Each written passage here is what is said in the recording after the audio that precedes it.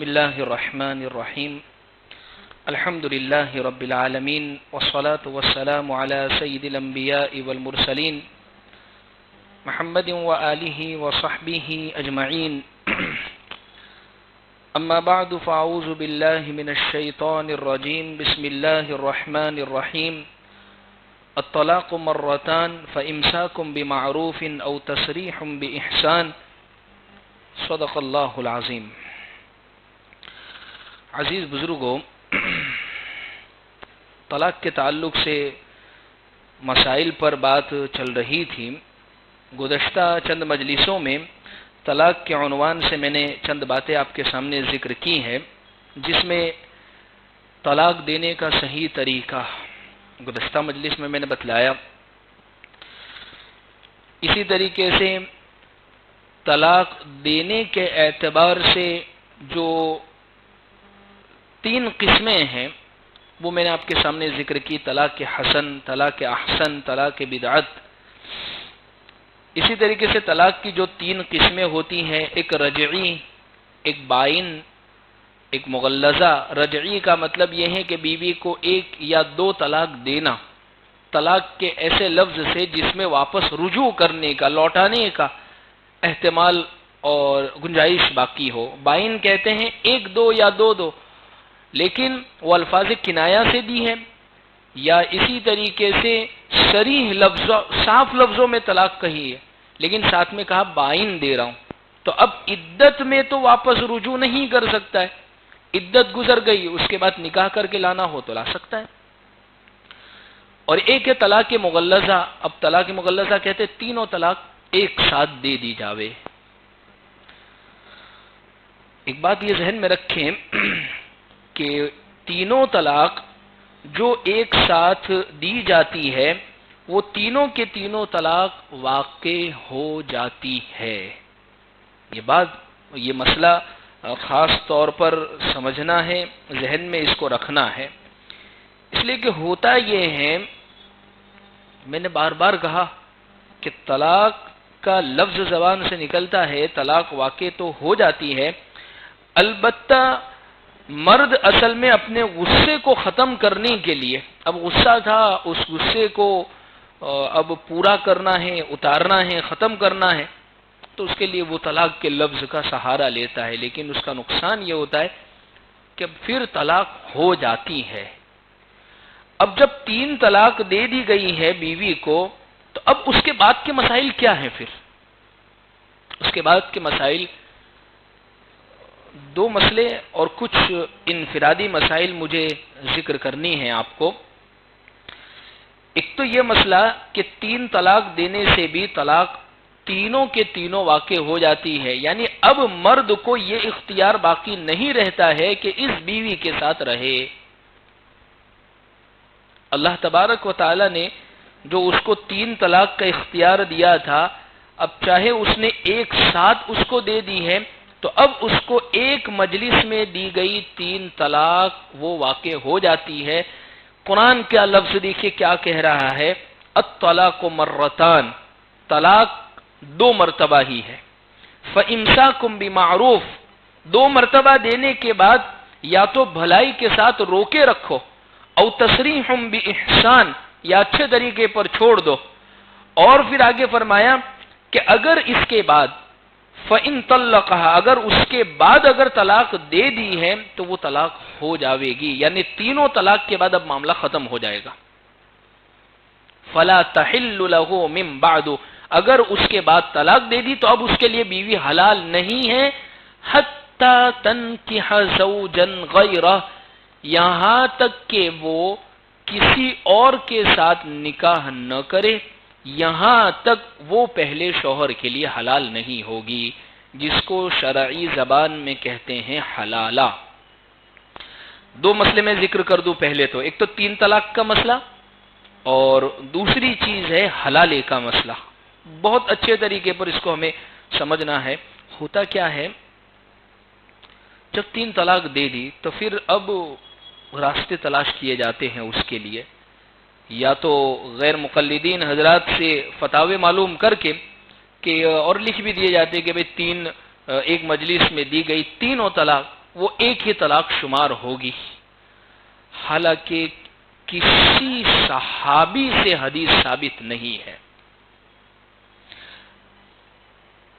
سب سے پہلی جو بات پیش کی جاتی ہے وہ یہ ہے کہ بخاری شریف میں موجود ہے، بخاری میں موجود ہے۔ بخاری میں دیکھیے امام بخاری رحمت اللہ علیہ نے باب باندھا ہے، چیپٹر کا نام، اس میں جو روایتیں حدیث حضور کی لائے ہیں وہ روایتوں کے اوپر جب چیپٹر عنوان باندھا ہے تو وہ عنوان یہ ہے باب من اجاز الطلاق الثلاث۔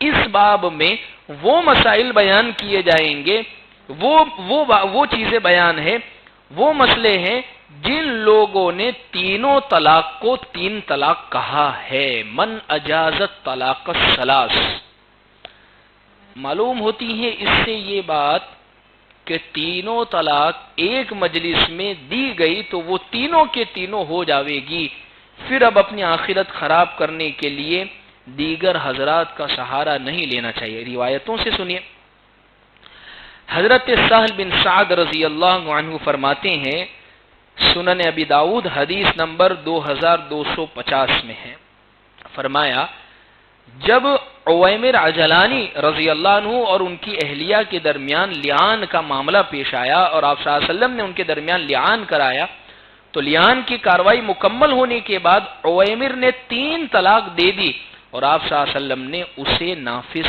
فرمایا۔ فطلق 3 تطلیقات عند رسول اللہ صلی اللہ علیہ وسلم فانفذه رسول اللہ صلی اللہ علیہ وسلم۔ تینوں طلاق، عزیز بزرگوں یہ مسائل کو سمجھنے ہیں۔ تیسری دلیل حضرت عائشہ رضی اللہ عنہ فرماتی ہے ان رجلا طلق امرته 3 فتزوجت فطلقت فسئل النبي صلی اللہ علیہ وسلم اتحل للاول قال لا حتى يذوق عسيلتها كما ذاق الاول۔ یہ روایت ہے ابو داؤد شریف حدیث نمبر 2309۔ کیا فرمایا ترجمہ، ایک شخص نے اپنی بیوی کو 3 طلاق دے دی، اس عورت نے دوسرا نکاح کیا، پھر اس کو طلاق ہو گئی۔ رسول اللہ صلی اللہ علیہ وسلم سے دریافت کیا گیا کیا وہ پہلے شوہر کے لیے حلال ہے؟ آپ صلی اللہ علیہ وسلم نے فرمایا اس وقت جبکہ پہلے شوہر کی طرح یہ اس کا شہد چکھ لے، یعنی اس سے ہم بستر ہو جاوے۔ امام بخاری نے بھی اس روایت سے تینوں طلاقوں کے واقع ہونے پر استدلال کیا ہے۔ جو لوگ امام بخاری کیا کرتے ہیں ان کو ان روایتوں کو دیکھنا چاہیے کہ تینوں طلاق کو امام بخاری نے ان کو نافذ کیا ہے۔ اچھا اس روایت میں کیا فرمایا گیا ہے کہ انہوں نے جب تینوں طلاق دے دی تو وہ عورت نے دوسرے کے ساتھ نکاح کر لیا۔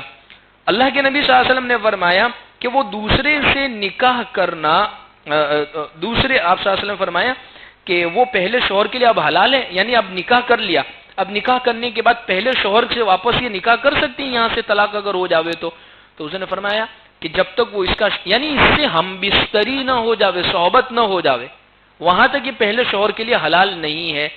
2-3 مسائل ہے لیکن اصل یہ مسئلہ ہے تینوں طلاق دی گئی تھی اور یہاں تینوں طلاق نافذ ہوئی ہے۔ چوتھی بات حضرت رکانہ سے مروی ہے، انہوں نے اپنی بیوی کو لفظ بتہ کے ذریعے سے طلاق دی، پھر حضور صلی اللہ علیہ وسلم کو اطلاع کی اور کہا واللہ ایک ہی طلاق کا ارادہ کیا تھا۔ حضور نے ان سے دوبارہ پوچھا کیا خدا کی قسم ایک ہی طلاق کی نیت کی تھی؟ تو فرمایا واللہ ما اردت الا واحدہ۔ حضرت رکانہ نے قسمیہ جواب دیا کہ اللہ کی قسم حضور میں اللہ کی قسم کھا کر کہتا ہوں میں نے ایک ہی طلاق کی نیت کی تھی۔ اب حضور نے ان کی بیوی کو ان کی طرف لوٹا دیا کہ بھئی آپ واپس چلی جاؤ۔ اس سے معلوم ہوتی یہ بات اگر حضرت رکانہ نے 3 طلاق کا اقرار کر لیا ہوتا تو حضور صلی اللہ علیہ وسلم تینوں طلاق کو واقع کر دیتے۔ جیسے ہوتا نا بعض مرتبہ ایک انسان بولنے کو تو بولے طلاق طلاق طلاق، اب اس سے مراد اس کی یہ ہوتی ہے کہ بھئی میں نے تینوں طلاق دے دی۔ حضرت رکانہ والی حدیث ہے غالباً اسی میں یہ بات کہی گئی ہے کہ انہوں نے ایسے لفظ کہے تھے لیکن وہ خبر دینا چاہ رہے تھے، خبر دینا، وہ بتلانا چاہ رہے تھے کہ بھئی طلاق، اور اسی کو بھئی میں نے دے دی وہ ایک طلاق، وہی نیت تھی، پھر دوبارہ اس کو یاد دلانے کے لیے یعنی یاد دلانے کے لیے وہ ایک ہی طلاق کو بار بار کہا جائے تو وہ ایک ہی ہوگی، لیکن اگر تینوں لفظ بول دیے گئے ہیں اور مقصد بھی یہ، اس لیے کہ عام طور پر بولنے میں مقصد یہی ہوتی ہے نیت، طلاق طلاق طلاق، تو اسے مطلب تین ہی ہوتی ہے، تو طلاق تینوں واقع جیسے ہوتا ہے بعض سانپ آئے، سانپ سانپ سانپ، تو تین نہیں ہے، وہ سانپ آیا ہے اس کو بتلانا، اس کو اطلاع کرنا ہے، بھائی سنا نہیں ہے تو واپس سن لو، نہیں سنا ہے تو واپس سن لو۔ خلاصہ یہ ہے، اور بھی کافی دلائل ہے جو احادیث میں موجود ہے، صحابہ کرام کے درمیان میں موجود ہے۔ دیکھیے صحابہ میں بھی موجود ہے کہ ایک مجلس میں واقع ہونے والی طلاق کو تینوں شمار کی، جیسے مصنف ابن ابی شیبہ کی روایت ہے، حضرت عمران ابن حسین رضی اللہ عنہ سے ایک شخص کے بارے میں جس نے ایک ہی مجلس میں اپنی بیوی کو 3 طلاق دے دی تھی، جب پوچھا گیا تو فرمایا کہ اس نے اپنے رب کی نافرمانی کی اور اس کی بیوی اس پر حرام ہو گئی۔ معلوم ہوتی ہے اس سے یہ بات، اور بھی کئی روایات ہے، کئی دلائل ہے، اور اس کے تعلق سے کافی گفتگو بھی کی گئی ہے۔ خیر خلاصہ یہی ہے، بات دراصل یہی ذکر کی جا رہی ہے کہ تینوں، دیکھیے جب 2 دے رہے ہیں، الطلاق مرتان، 2 مرتبہ بول رہے تو 2 مرتبہ سے تو 2 مرتبہ نافذ ہی ہوتی ہے۔ یہ کیسی عقل کی بات ہے کہ 3 مرتبہ اگر نافذ کی جاوے تو ایک ہی ہوتی ہے؟ جیسے بعض لوگوں کو سمجھ میں آ رہی ہے بات، بعض یہ سمجھ رہے کہ 3 دے تو 3 ہی جو ہوتی ہے نا، نہیں، کچھ لوگ یہ بھی کہتے ہیں 3 دینے سے ایک ہی طلاق ہوتی ہے ایک مجلس کی، اس لیے میں بار بار ذکر کر رہا ہوں۔ اس لیے جب اب دیکھیے بول دیا ہے لفظ طلاق دے دیا، کئی مسائل آتے ہیں طلاق کے۔ دارالفتاء آپ جتنے بھی اٹھا کر دیکھ لیجئے، دارالفتاء میں جا کر پوچھے کون سے مسائل زیادہ آتے ہیں، تو کہ 2 مسائل، طلاق کے اور وراثت کے، پراپرٹی کے مسائل۔ ایک تو شوہر دے کے آیا ہوتا ہے وہ پوچھتا ہے اگر اس کو پچھتاوا ہے تو، اور پراپرٹی کے مسائل جن کا حق لینے کا بنتا ہے، دینے والے تو بہت ہی کم آ کے پوچھتے ہیں کہ بھئی اب یہ آ گیا ہے، اب ہمیں بانٹنا ہے تو ہم کیسے بانٹیں، نہیں، جن کو ابھی لینا ہے اور وہ قبضہ کر کے وہی آ کے پوچھ رہے ہوتے کہ بھئی ہمارا دینا دیتے نہیں، تو بھئی ہم کیا کر سکتے ہیں، مسائل بیان کر سکتے، کوئی لا کے فیصلہ تو نہیں سنا سکتے قلم کی نوک پر، تلوار کی نوک پر۔ تو خیر، تو 3 طلاق جو ایک مجلس میں دی گئی ہے وہ تینوں کے تینوں ہو جاتی ہے۔ اب اس کے بعد حرام کا راستہ نہ کھولے، بیوی حرام ہو گئی ہے، حرام ہو گئی ہے، حرام ہو گئی ہے۔ اب اس کے بعد اس کے ساتھ رہنا، اور اس کے بعد اس سے ایسے ہی رہنا شروع کر دینا، اور فتویٰ لے آنا کسی جگہ سے کہ اہل حدیث نے فتویٰ دیا ہے، غیر مقلدین نے فتویٰ دیا ہے کہ بیوی حرام نہیں ہوتی ہے۔ کئی روایات اور احادیث میں نے آپ کے اور بھی موجود ہے، کئی روایات اور آثار۔ اس لیے جب بول دیا ہے زبان سے تو اب وہ بیوی حرام ہو گئی ہے، اب اس کے لیے حلال نہیں ہے، ایسی صورت میں اس کے ساتھ میں رہنا، واپس رجوع کر کے نکاح کر کے اب درست نہیں ہے اس کے لیے۔ ہاں، قرآن نے ایک شکل ذکر کی ہے اور وہ ہے حلالے کی شکل، شرعی حلالے کی شکل۔ میں نے کئی مرتبہ ذکر کیا، پھر آج ایک مرتبہ اس کو دوبارہ ذکر کر دوں تاکہ اچھے طریقے پر حلالے کا جو حکم ہے وہ دماغ کے اندر بیٹھ جاوے، اس کے متعلق جو بھی مکمل شک شبہات ہے وہ کلیئر ہو جاوے۔ حلالے کا مطلب یہ ہوتا ہے کہ شوہر نے 3 طلاق دے دی ہیں، 3 طلاق دینے کے بعد اچھا بیوی کو 5 پروسیس سے گزرنا پڑے گا، تب جا کے وہ اس کے واپس پہلے والے شوہر کے ساتھ حلال ہوگی، 5 پروسیس سے گزرنا پڑے گا۔ تو پھر یہ تو ظلم ہے بیوی کے اوپر۔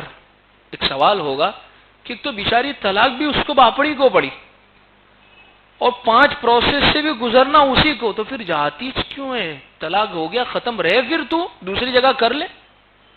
اچھا، دوسری اس میں بات، اگر وہ واپس جاتی ہے تو دراصل یہ سزا جو ہے، سزا اس کے شوہر کو ہے، یہ اس کے شوہر کو سزا ہے، اس معنی کر کے کہ اگر تو پورے پروگرام کے ساتھ کر رہا ہے تو کیا منہ دکھائے گا لوگوں کے درمیان میں کہ تیری بیوی تو دوسرے کے ساتھ ایک رات کے لیے گزار کر آئی ہے وقت کو۔ یہی تو ہوتا ہے معاملہ، جو باقاعدہ پروگرام کے ساتھ حلالہ کرواتے ہیں تو ان کے اوپر تو اسی طریقے سے جملے پھر کہے جائیں گے۔ اس لیے کہ اللہ کے نبی صلی اللہ علیہ وسلم نے فرمایا لعن اللہ المحلل والمحلل لہ، اللہ تبارک و تعالی نے حلالہ کرنے والے پر، جو آدمی کہتا ہے کہ میں کر لیتا ہوں نکاح، وہ حلالہ کر رہا ہے، والمحلل، اور جس کے لیے یعنی جو اس کا شوہر تھا اس کے لیے، دونوں کے اوپر لعنت فرمائی گئی۔ تو بیوی کو سب سے پہلے تو 5 پروسیس سے گزرنا پڑے گا۔ 3 طلاق ہو گئی، سب سے پہلے اس کی عدت 3 ماسک وہ پوری گزارنی پڑے گی، نمبر 1۔ یعنی واپس پہلے شوہر کے لیے اگر حلال ہونا ہے تو یہ 5 پروسیس سے گزرنا پڑے گا۔ نمبر 2، اس کا دوسری جگہ نکاح کرنا پڑے گا۔ 2 بات ہو گئی۔ نمبر 3، وہ نکاح کے بعد اس کے ساتھ صحبت بھی کریں۔ صحبت کرنے کا مطلب مکمل طور پر صحبت اس سے حاصل ہو جائے، خلوت صحیحہ جس کو ہم کہہ سکتے ہیں کہ بند کمرے کے اندر دونوں کی ملاقات ہو اور باقاعدہ صحبت ہو۔ یہ تیسری چیز یہ ہونا ضروری ہے۔ نمبر 4، صحبت کرنے کے بعد پھر وہ شوہر جس سے نکاح کیا گیا ہے وہ اس کو طلاق دے، اور نمبر 5، اس طلاق کی واپس وہ عدت کو گزارے۔ یہ 5 پروسیس سے جب عورت گزرے گی تب شوہر پہلے کے لیے حلال ہوگی۔ لیکن یہ پوری کے پوری جو پروسیس، یہ پورا کے پورا جو معاملہ ہے، یہ بائی پروگرام نہیں ہونا چاہیے۔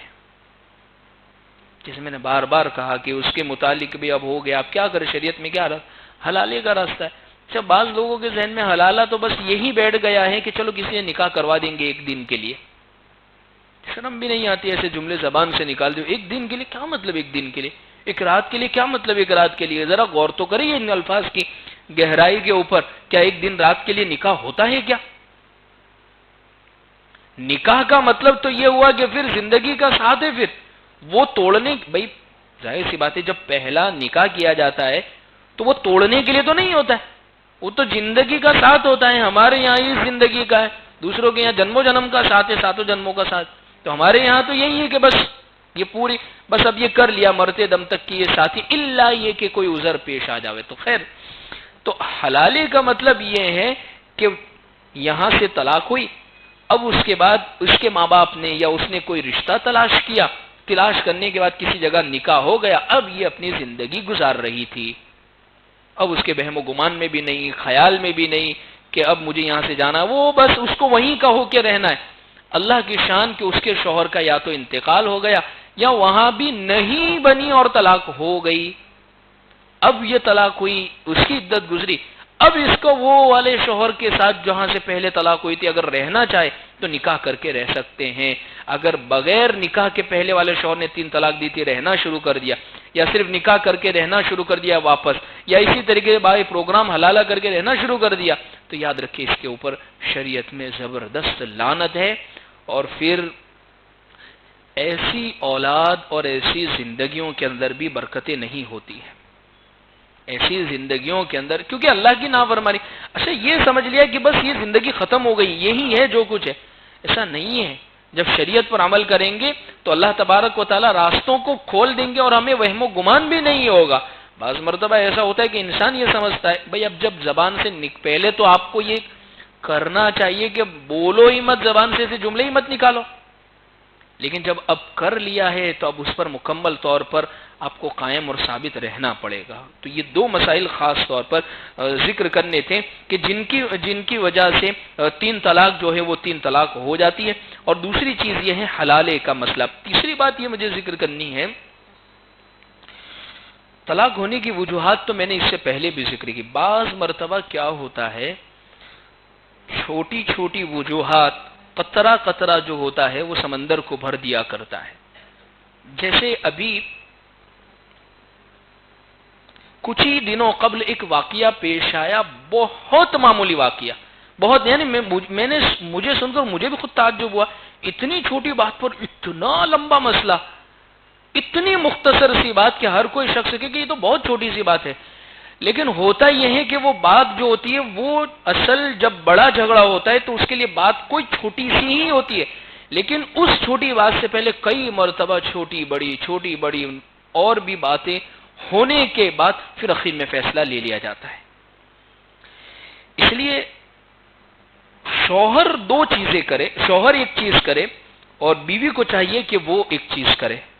شوہر کو چاہیے کہ وہ بیوی کے حقوق کو سمجھے اور اپنے غصے پر مکمل کنٹرول رکھے، مرد اللہ نے بنایا ہے تو اس پر چڑھنے کے لیے، یعنی اس کے اوپر اپنا رعب جھاڑنے کے لیے نہیں بنایا گیا ہے۔ اللہ نے مرد بنایا ہے تو مرد کا مطلب میں نے گزشتہ مجلس میں بھی ذکر کیا تھا کہ وہ مکمل اس کا سائبان بن جاوے، اس کا نگران بن جاوے، اس کا حمین اور حفاظت کرنے والا بن جاوے۔ تو ایک تو یہ چیز کرے، اور دوسری چیز بعض مرتبہ بیویاں اتنی بے وقوف ہوتی ہیں کہ ان کی بے وقوفی کی وجہ سے بھی یہ تمام مسائل بڑھ جاتے ہیں۔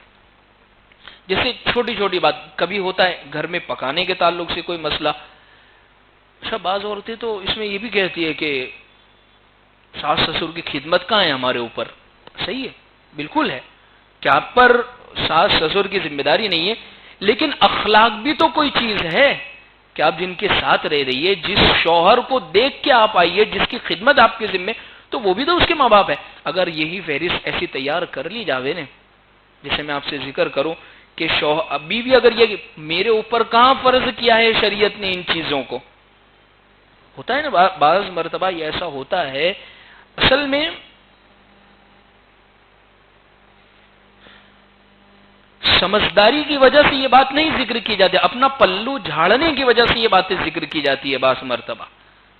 جیسے ایک تو یہ ہوتا ہے کہ ساس اور سسر ظالم ہی ہے، تو پھر وہ بہت خدمت کرنے کے بعد اگر یہ جملہ کہتی ہے میرے اوپر نہیں ہے پھر بھی میں ان کی کرے، تو بات سمجھ میں آتی ہے۔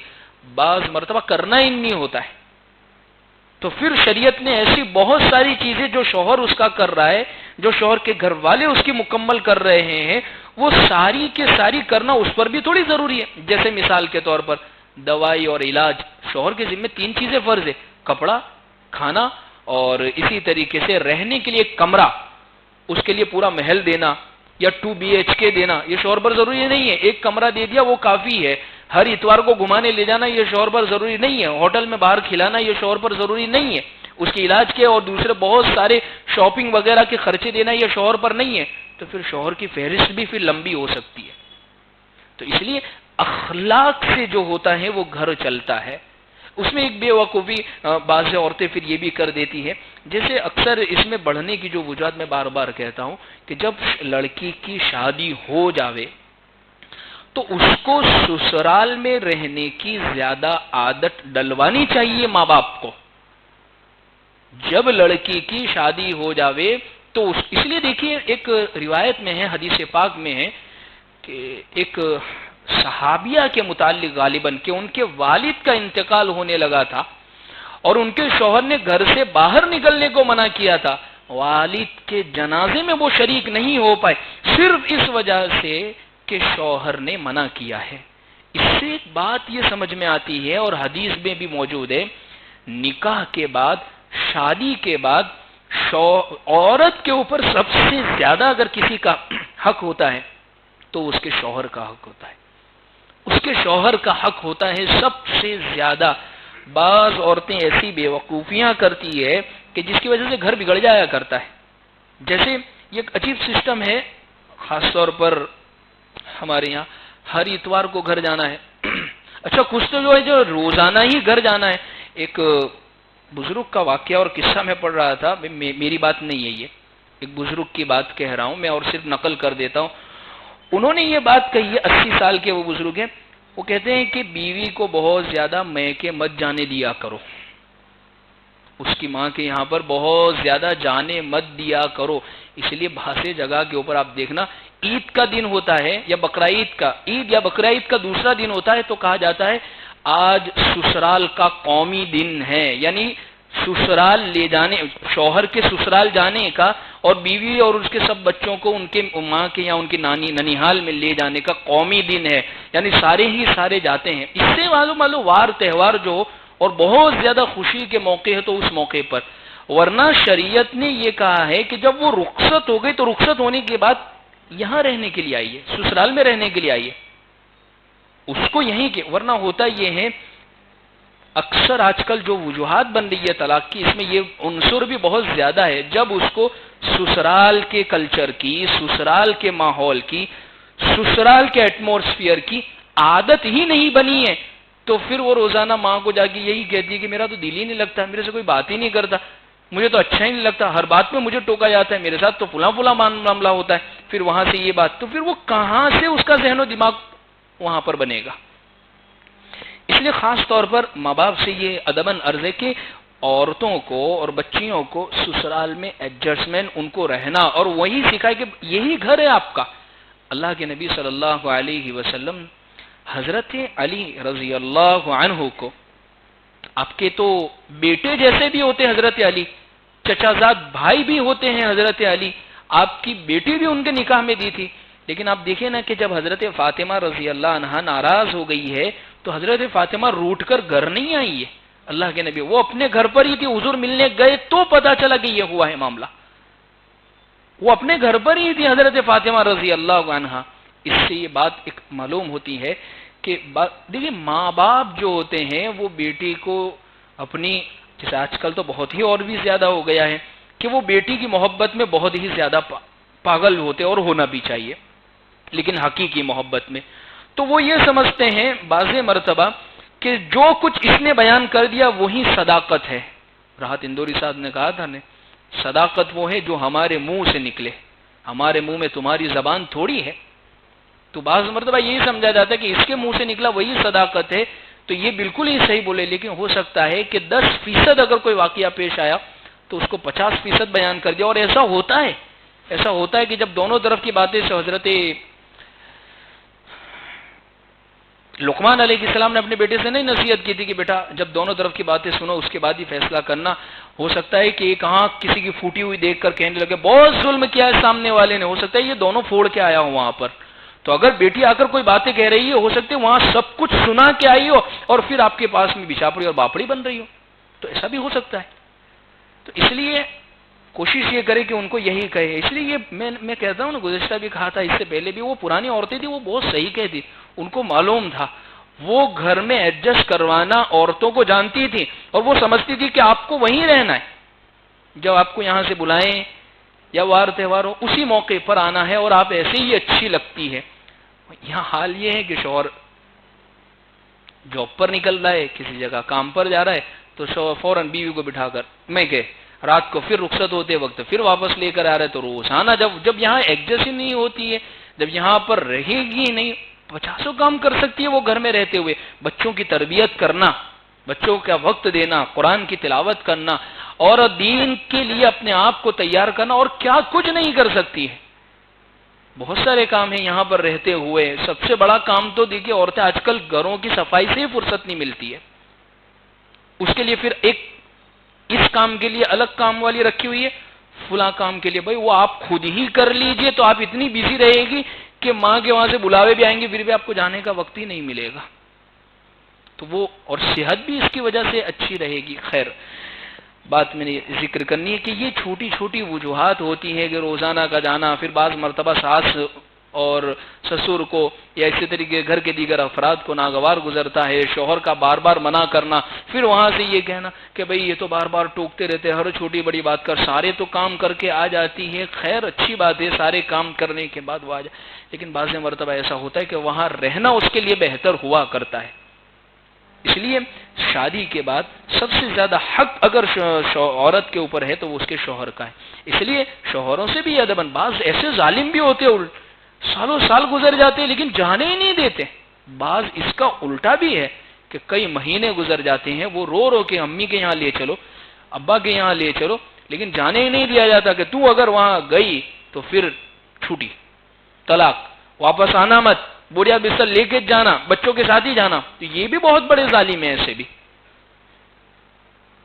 اور دیکھیے شادی کے بعد ایک مسئلہ ہے، فقہاء نے علماء نے باقاعدہ اس کو لکھا ہے، شادی کے بعد عورت جو سسرال میں رہے تو کیا وہ اپنے ماں باپ کے یہاں جا سکتی ہے یا پھر اب اس کو پوری زندگی یہیں پر رہنا؟ کہا کہ جا سکتی ہے، سسرال والوں کی، شوہر کی سہمتی اور ان کی اجازت اور ان کی رضا کے ساتھ وہ جانا چاہے تو یہ دونوں طرف سے ہے معاملہ، بعض مرتبہ یہ بے وقوفی کر دے، بعض مرتبہ شوہر بڑے غصے والے اور بڑے ظالم ہوا کرتے ہیں، وہ جانے ہی نہیں، ایسا سمجھتے ہیں کہ ہمارا ان پر گویا یہ ہم حاکم ہیں اور یہ ہماری محکومہ ہے، اب ان کو ہمیں جیسے چلانا ہے جیسے کرنا ہے یہ سب ہم ہی کریں گے اس کے متعلق، یعنی ہمارا آرڈر چلے گا، ایسا نہیں ہے۔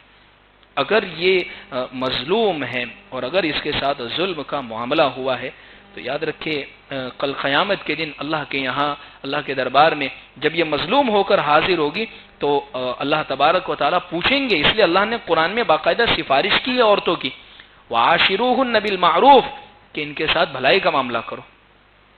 اس لیے جب غصے کی حالت ہو تو اس پر کوئی فیصلہ نہ کرے، محبت کے ساتھ رہے. ایک چھوٹا سا جملہ، ایک چھوٹی سے قصہ میں سنا دوں.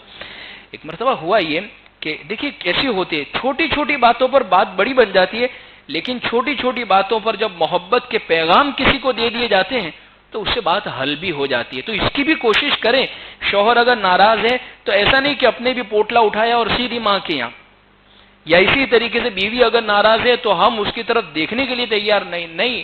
جہاں اگر ناراضگی ہے تو وہاں پھر محبت بھی ہونی چاہیے. ایک مرتبہ یہ ہوا، ابو حمزہ نامی ایک شخص تھے اور ان کے یہاں بار بار لڑکیاں ہی پیدا ہو رہی تھی. 5 مرتبہ ڈیلیوری ہوئی اور 5 مرتبہ لڑکیاں. 6 مرتبہ وہ پھر حمل سے ہوئی. تو شوہر نے، ابو حمزہ نے ان کی بیوی سے کہا کہ اگر اس مرتبہ اگر لڑکی ہوئی تو یہ برداشت نہیں ہوگا. اللہ کی شان دیکھے، 6 مرتبہ ولادت ہوئی، ڈیلیوری ہوئی اور پھر لڑکی ہوئی ہے. تو وہ شوہر ناراض ہو گیا اور ناراض ہو کے پڑوسی کے گھر میں رہنے کے لیے چلا گیا. آ ہی نہیں رہا ہے، گھر میں ہی نہیں آ رہا ہے. بیوی کے جو کمزوری کے ایام تھے وہ گزرے، تھوڑا کچھ وقفہ گزرا، اور یہ ابو حمزہ یہ شاعر تھے اور ان کی شاعری کی وجہ سے بیوی کو بھی کچھ نہ کچھ باتیں آ گئی تھی بولنے کی. تو اب وہ تھوڑی اس کی حالت اسٹیبل ہوئی بیوی کی، تو اس کے بعد ایک خط میں لکھتی ہے اور پڑوسی کے یہاں بھیجتی. وہ کیا لکھتی ہے؟ مالی ابی حمزۃ لا یاتینا یظن فی بیت الذی یلینا غصبان اللہ نلد البنین تاللہ ما ذاک فی ایدینا. وہ کہتی ہے ابو حمزہ سے کہ ابو حمزہ کو کیا ہو گیا ہے کہ وہ آتے ہی نہیں ہے گھر میں. یہ خط لکھ کر بھیج رہی ہے، اس میں لکھا ہے کہ ابو حمزہ کو کیا ہو گیا، وہ آتے ہی نہیں ہے گھر میں. حالانکہ ہمیں ایسا لگ رہا ہے کہ وہ تو پڑوسی کے گھر میں ہی موجود ہے. پھر فرمایا اس لیے وہ ہم پر ناراض ہے کہ ہمارے یہاں پر بیٹا پیدا نہیں ہوا. اللہ کی قسم یہ ہمارے ہاتھ میں تو نہیں ہے. اور آگے کے شعر میں تو انہوں نے قلم توڑ دیا ہے. اتنی زبردست بات کہی ہے. وہ کہہ رہی ہے نحن کم ارض لزارعین، نحن کم ارض زارعین ننبت ما قد زرعوا فینا. ہم تو ان کھیتیوں کی طرح ہے جن پر کھیتی کی جاتی ہے، اور ہم وہی چیز اگاتی ہے جو ہمارے اندر بیج بویا جاتا ہے. یہ جملہ سننا تھا. ابو حمزہ کا غصہ سارا کے سارا ٹھنڈا ہو گیا اور وہ واپس آ گئے. اب اندازہ لگائیں اس قصے سے، اس واقعے سے، کہ گھر چھوڑ کر نہیں گئی ہے وہ بھی کہ بھئی یہاں سے حمل یعنی جاپا پورا ہو جاوے، جس کو ہم کہتے ہیں نا جاپا پورا ہو جاوے، اور اس کے بعد پھر میں بھی 6 بچوں کو، لڑکیوں کو لے کر ماں کے یہاں، بھائی کے یہاں، فلاں کے یہاں چلے جاؤ. ایسا نہیں کیا، عقل مندی انہوں نے اختیار کی. تو ہوا یہ کہ شوہر خوش ہو گیا اور وہ فوراً رجوع کر لی. ایسا ہی ایک اور قصہ کتابوں کے اندر لکھا ہے شیخ راغب کا، میاں بیوی کے نام ایک اہم پیغام. ایک مرتبہ شیخ راغب جو ہے وہ اپنی بیوی کو ایک طلاق دے دی. ایک طلاق دی ہے. میں نے کہا تھا نا طلاق دینے کا طریقہ، اس کے بعد بیوی کیا کرے، شوہر کیا کرے، بیوی کیا کرے اس میں خاص طور پر. جب ایک طلاق دی، طلاق دینے کے بعد بیوی سے کہا جا تو اب جا، گھر چلی جا، میں نے ایک طلاق دے دی ہے تجھے. اچھا بیوی بولی میں تو نہیں جاؤں گی، میں تو یہی رہوں گی. کہا طلاق دے دیے میں نے تجھے ایک، کہا میں نہیں جاؤں گی. اس نے کہا کہ ٹھیک ہے مرو یہیں پر رہنا ہے. تو اب وہ کیا کرتی تھی روزانہ بیوی کہ کام پر وہ صبح جاتے، دن بھر کے جو بھی مسائل ہوتے گھر کے وہ مکمل کرتی، اور اس کے بعد بہترین قسم کے کپڑے پہنتی، سجتی دھجتی، عطر لگاتی، خوشبو لگاتی. شوہر کے لیے تو لگانا جائز ہے کمرے کے اندر. اور جتنی زینت اختیار کر لی وہ ساری کی ساری زینت اختیار وہ کر لیتی تھی. اب ہوا یہ کہ شوہر یہ سب چیزوں کو دیکھ کر چوتھے ہی دن بیوی سے رجوع کر لیا.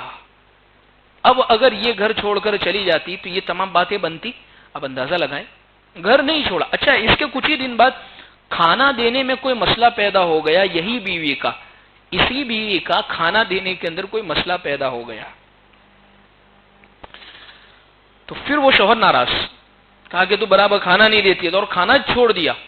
10 دن تک گھر میں آتا تھا اور فوراً گھر کے کام کیے، کھانا وانا کھاتا نہیں تھا اس کے ہاتھ، اور رات کو بستر کے اوپر سوتا نہیں تھا، بیوی بستر کے اوپر ہوتی تھی اور نیچے وہ اپنی پتھاری لگا کے سو جایا کرتا تھا، اور بیوی وہی معمول سارا کے سارا کیا کرتی تھی، اچھے سا لباس، خوبصورت، جسم سے خوشبو مہک رہی ہے، اور یہ تمام کے تمام چیزیں۔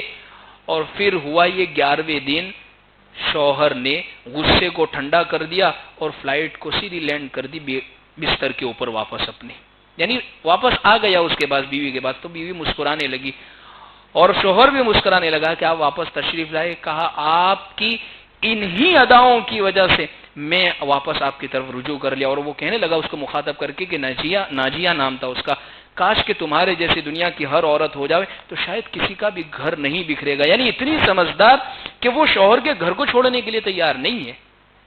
تو اس کی وجہ سے ہوتا ہے کہ رشتہ بن جاتا ہے، معاملہ جڑ جاتا ہے۔ اللہ سے دعا ہے اللہ ہمیں صحیح معنی میں عمل کی توفیق عطا فرمائے۔ اللهم لك الحمد كما أنت أهل، فصل على محمد كما أنت أهل، وافعل بنا ما أنت أهل، فإنك أهل التقوى والمغفرة۔ ربنا آتنا في الدنيا حسنة وفي الآخرة حسنة وقنا عذاب النار وقنا عذاب القبر وقنا عذاب الحشر وقنا عذاب الدين۔